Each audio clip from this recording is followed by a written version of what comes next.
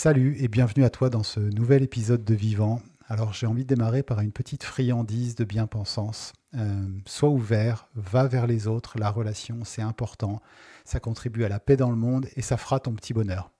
Mon petit esprit rebelle ou revêche aurait envie de dire que tout ça c'est des conneries, mais fondamentalement je ne crois pas que ça soit des conneries, je pense que c'est vraiment quelque chose d'essentiel, de central.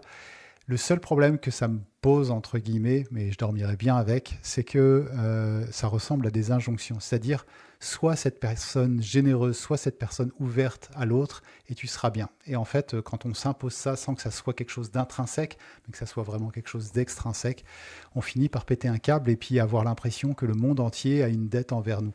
Et ça contribue pas spécialement à la paix dans le monde quand on fait ça.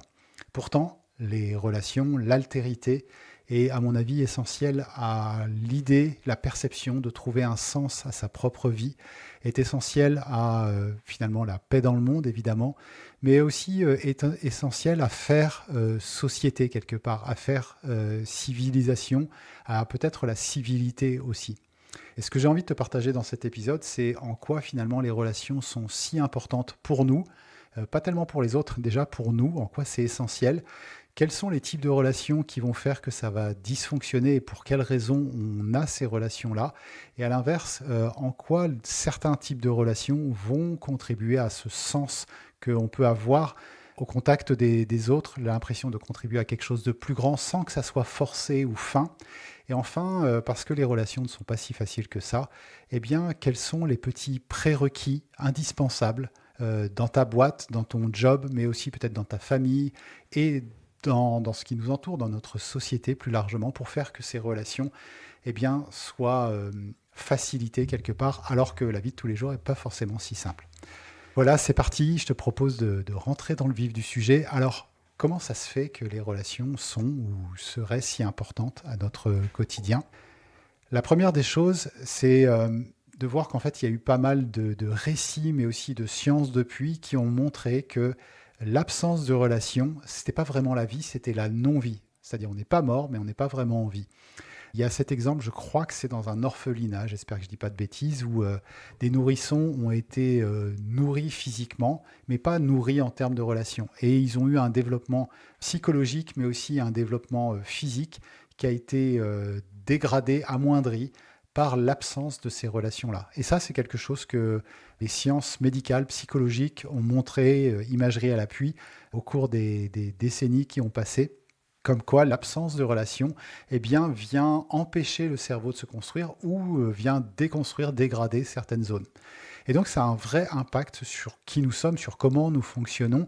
Et c'est pas juste un petit délire de avoir des relations, c'est sympa. Non, c'est en fait biologiquement, psychologiquement nécessaire. Maintenant, une fois que j'ai dit ça, si tu regardes comment ça se passe dans ta vie avec, je sais pas moi, tes collègues, avec tes voisins, avec si tu as un supérieur, tes actionnaires ou j'en sais rien, ou alors, j'avais dit que j'en parlerais avec ta belle-mère, eh bien, peut-être que tu constates que les relations, c'est pas si simple que ça. Et ce qui est du coup très très chiant, c'est que ça serait indispensable et en même temps, c'est assez compliqué. L'enfer, c'est les autres, comme disait Sartre, même s'il ne le disait pas pour cette raison-là. Donc face à ça, eh bien, nous, on est des gros malins parce qu'on a trouvé des stratégies qui permettent de contourner cette difficulté. C'est quoi cette stratégie qui permet de contourner la difficulté de la relation? Eh bien, elle est toute simple, c'est d'être d'accord. D'être d'accord avec la pensée de l'autre sans trop y réfléchir. Je te donne un exemple, si tu ne connais pas un groupe, tu rentres dans ce groupe-là le temps d'une soirée, d'un repas, et il y a des gens autour de toi. La première chose que tu vas sûrement chercher à faire une fois que tu es bien assis tranquillement, c'est commencer à trouver est-ce que je partage des points communs avec les personnes qui sont autour de moi. Parce qu'à partir du moment où je commence à dire ah bah tiens, moi aussi, ou je suis d'accord avec ça, ou je sais pas quoi, eh bien, du coup, je commence à être reconnu. Je commence à faire finalement partie du groupe. Je commence à avoir ce sentiment d'appartenance. Et ce sentiment d'appartenance, il a un vrai impact, non seulement dans ma facilité d'être avec les autres et la qualité de la soirée que je vais passer, mais aussi il a un impact dans mon corps. C'est-à-dire que ma propre chimie va être impactée par ça. Et ça sort pas du chapeau, tout ça, ça a une vraie raison de fond. C'est que historiquement, mais j'allais dire presque biologiquement, l'être humain est un petit être faible et fragile. S'il n'est pas en groupe pour aller vaincre le bison ou je sais pas quoi, ses chances de survie sont beaucoup plus basses. Donc j'ai intérêt à développer ce sentiment d'appartenance parce que c'est un espèce de proxy, d'étape intermédiaire qui a des chances de me garantir ma propre sécurité d'une certaine façon.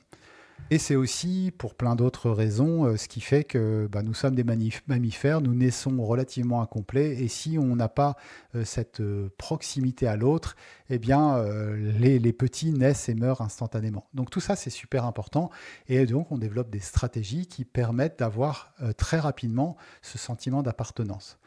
Le problème, ou plutôt la chose que l'on évite dans cette acceptation du point de vue des autres, aux recherches de points communs, c'est que du coup, on peut se retrouver dans une posture où on va se rallier assez facilement, en tout cas beaucoup plus facilement que si on faisait le contraire, à l'idée dominante. Parce que en se ralliant à l'idée dominante dans une société, eh bien, je trouve plein de gens avec qui je me retrouve. Tout ça pour un coût finalement cognitif qui est assez limité. Et ça, c'est pareil, ça se démontre assez bien. Le fait de dire oui, je suis d'accord, ou de ne pas bouger, ou enfin bref, d'aller dans le sens du vent quelque part, c'est infiniment moins coûteux que le fait de dire attends, je vais réfléchir, est-ce que ce que tu dis, je suis d'accord avec, je vais te poser des questions, etc. Non, ça demande de l'énergie, tout ça.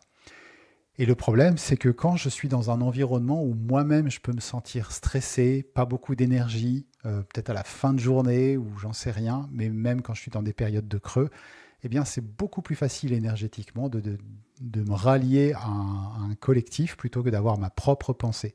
Ce qui crée un phénomène de pensée feignante, entre guillemets, et cette pensée feignante, dans des creux de l'histoire assez violents, fait aussi le lit de la soumission de masse entière à un discours qui est suffisamment fort et percutant pour donner un sentiment de cohésion, d'appartenance, qui se fait souvent, on est ensemble parce qu'on est contre ça, et l'autre, c'est le problème.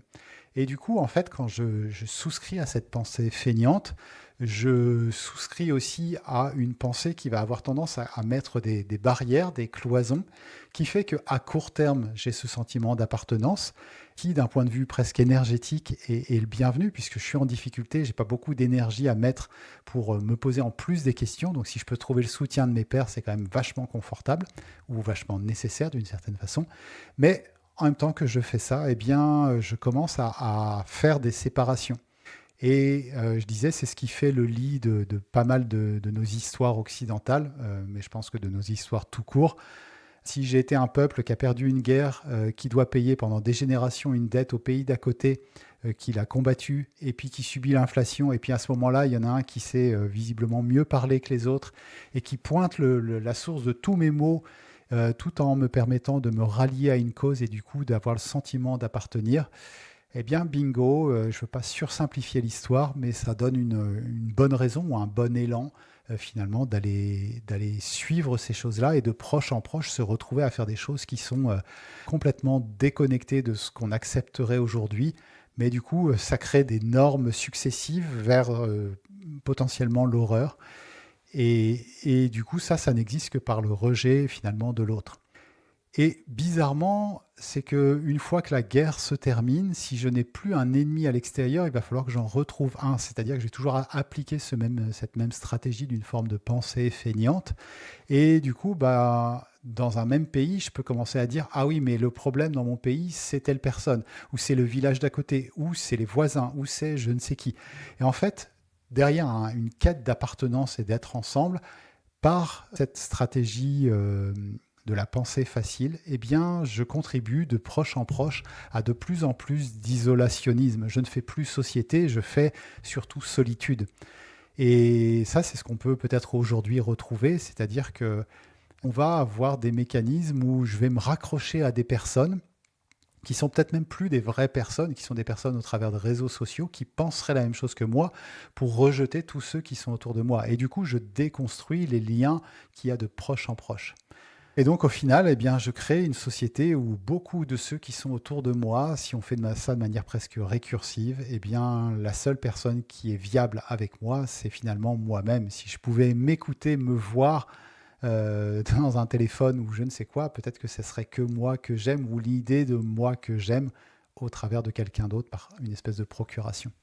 Alors dans ce paysage un petit peu sombre de nos relations faciles qui sont finalement la base de la déconstruction des relations et peut-être même de la déconstruction de la société, en tout cas de faire société et du coup faire un peu plus solitude à la place, il y a une alternative, fort heureusement. Le seul truc, c'est comme à chaque fois, l'alternative, c'est pas forcément celle qui amène la récompense immédiate. Cette alternative dans la relation, eh bien, c'est de commencer la relation non pas par la pensée feignante, qui est énergétiquement intéressante, mais par le doute, l'interrogation, le questionnement, et donc l'ouverture à l'autre. Et là où il y a une magie finalement de l'altérité, c'est-à-dire la relation à l'autre dans sa différence, c'est que en allant écouter l'autre, en allant chercher intimement à comprendre pourquoi il pense comme il pense, comme c'est un peu Montaigne, je crois, qui parlait de cette espèce de relativisme culturel. Comment ça se fait que certaines choses qui me semblent pas normales à moi, avec mon cadre de référence à moi, lui semblent normales à lui. Je peux penser qu'il est con, ça c'est option 1 de la pensée, ou je peux penser option 2 qu'il a de bonnes raisons de le faire. Et dans ce cas-là, mon enjeu, quelque part, c'est d'aller comprendre. Parce que si je suis capable de faire ça, bien, je suis capable d'être en proximité avec des gens qui me ressemblent, mais je suis aussi capable d'aller chercher des gens qui sont différents de moi. Et je pense que vraiment, enfin, moi, s'il y a un truc que j'ai retenu, je ne sais pas si c'est le métier de coach qui m'a amené ça, ou si c'est quelque chose qui était préexistant, je pense plutôt option 2, mais l'écoute, mais la vraie écoute, c'est-à-dire se poser à côté de quelqu'un et écouter son propre chemin et de se dire un peu comme disait notre cher Jean-Jacques, qui est-ce que j'aurais été en 17 à Leidenstadt? Eh bien, si j'étais né là, à ce moment-là, eh bien, j'en sais rien. Et de remettre toujours ce truc-là pour aller s'asseoir à côté de l'autre et écouter vraiment d'où il vient, pourquoi il fait ce qu'il fait.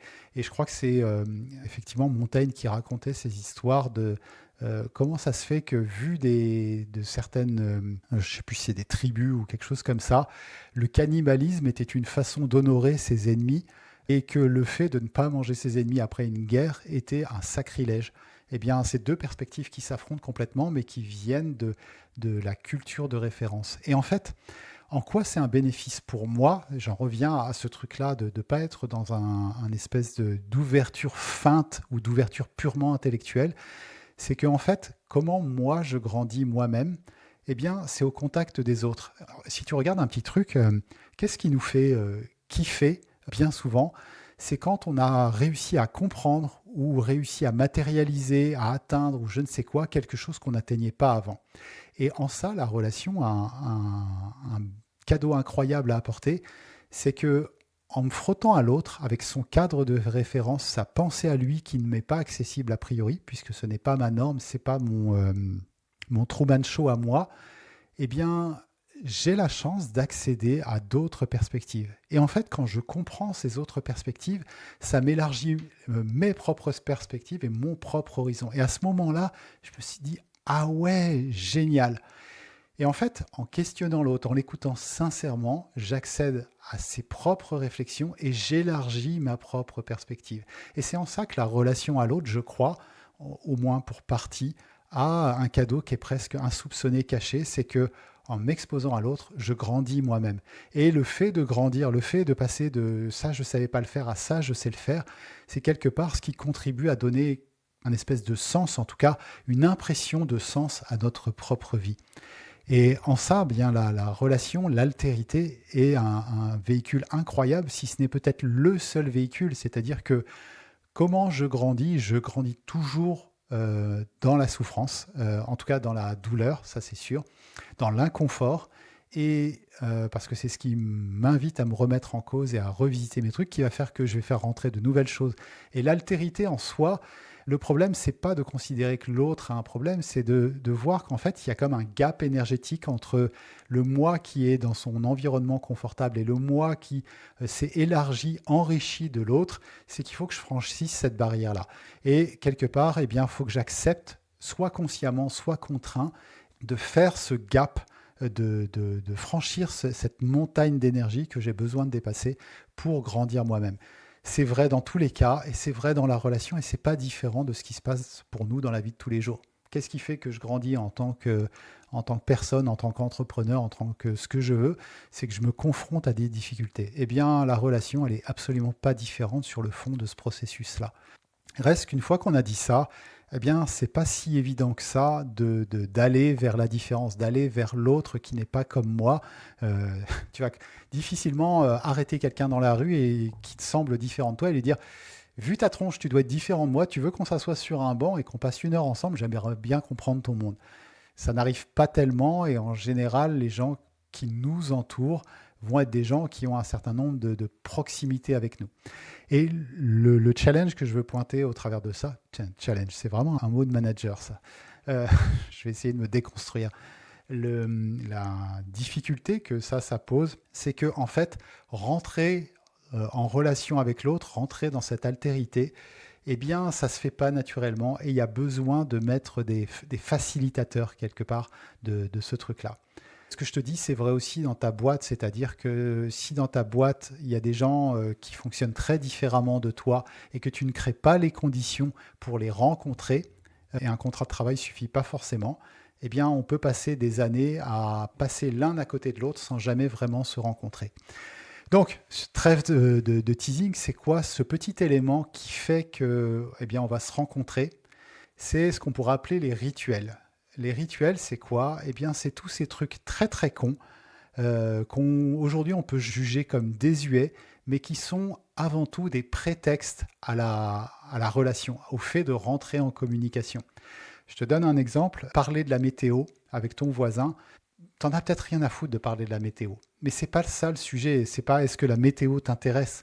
Le sujet, c'est que ça, c'est un point d'entrée, un rituel convenu de tous. Tu vois, on se comprend, la météo, on partage le même ciel finalement. Et on sait que s'il pleut tout le temps, on va finir un peu déprimé. Ou s'il fait beau, ça va être super cool. On va faire, je sais pas quoi, un barbecue, j'en sais trop rien. Et parler de la météo, eh bien, c'est un prétexte à établir la relation. C'est un peu comme faire en sorte qu'il y ait un dénominateur commun qui nous permette de nous retrouver. Donc les rituels sont quelque part le plus petit point d'accord qu'on pouvait avoir sans être d'accord sur forcément des grandes idées d'emblée parce qu'on a peut-être des perspectives et du coup des cultures qui sont différentes. Et donc, tous ces rituels comme offrir des fleurs, parler de la météo, une boîte de chocolat, les bonjours, comment ça va, etc., ça peut sembler complètement con, mais c'est ce qui fait finalement le prétexte du lien. Et aujourd'hui, quand on déconstruit dans notre société tous ces rituels où on estime que c'est complètement débile de partager certaines choses qui peuvent ressembler à des habitudes d'une autre société, d'une autre époque, c'est en fait, je pense, se tromper derrière l'idée qu'on est plus libre, on fait une société qui est moderne, etc. Peut-être qu'on est en train aussi de déconstruire des prétextes qui sont un petit peu millénaires pour finalement être ensemble et se rencontrer. Donc voilà, dans une entreprise, avoir des petits rituels, eh bien, sur un plan de l'analyse transactionnelle, au passage, c'est vraiment le point d'entrée. Ces petits rituels sont des sas d'entrée dans la relation. Et dans le monde de l'entreprise, des rituels, on peut en avoir plein. La pause café est un rituel, c'est un prétexte. Je fume pas, mais la pause clope a quelque chose de ce même truc, de ce même goût-là. L'entretien annuel, tous ces trucs-là qui vont être ritualisés, qu'on ne fait pas parce qu'on les trouve incroyables et géniaux, mais parce que s'ils n'existent pas, je n'ai plus de prétexte pour rencontrer quelqu'un qui peut être différent de moi et avoir les prérequis d'une conversation. Et l'air de rien, derrière ces petits rituels-là, eh bien, il y a aussi ce qui fait société. C'est-à-dire que quand on enlève ce qu'on va appeler peut-être tradition, et je ne suis pas attaché à telle ou telle tradition, c'est pas ça que je veux dire, eh bien, on enlève aussi les pieds, j'allais dire les ancrages du pont qu'on peut construire les uns avec les autres. Et on enlève aussi, du coup, eh bien, les pieds de ce qui fait société entre nous. Donc, est-ce que les rituels qu'on avait dans les années 50 doivent être les rituels des années 2020 ou 2030? Peut-être pas, mais la question, c'est quels sont les rituels que moi, dans mon quotidien, avec les gens que je rencontre, eh bien, j'ai envie soit de créer, soit de maintenir pour rentrer dans cette relation-là. Voilà ce que je voulais te partager, tout ça pour te dire que, bah oui, rencontrer les gens, discuter avec eux, avoir une vraie posture d'écoute pour se dire si la personne qui est en face de moi réagit comme elle réagit, c'est pas forcément con. Et l'enjeu, c'est de comprendre pourquoi. Bah, c'est quelque chose qui me fait grandir et que l'autre, finalement, est un sparring partner de ma propre croissance qui est peut-être le fondement du sentiment d'avoir un sens à sa propre vie parce que je me vois grandir. Et que, eh bien, il existe deux façons de rentrer dans cette relation. La pensée, entre guillemets, feignante, à tout point de vue, qui peut me donner à court terme le sentiment d'appartenance, ou alors la pensée qui demande des efforts quelque part, mais qui fait société. Et le dernier point, eh bien, c'est quels sont les rituels que moi j'ai envie de mettre dans mon quotidien pour créer ces espaces de rencontre et pour moi comme pour les autres, eh bien, pouvoir se retrouver. Voilà ce que je voulais te partager dans cet épisode. J'espère que tu as kiffé. Si c'est le cas, un petit like, un commentaire. Tu farfouilles, tu peux t'abonner au podcast et pas forcément directement à l'épisode. Et si tu veux bosser avec mon équipe et moi, eh bien, je t'invite à cliquer sur un des liens qui est en dessous. Tu découvres notre univers. Et puis, si c'est quelque chose qui t'inspire, eh bien, tu peux prendre rendez-vous avec nous. On fera le point ensemble et on verra si ça fait sens de bosser peut-être ensemble par la suite. Allez, je te dis à très bientôt. Ciao, ciao.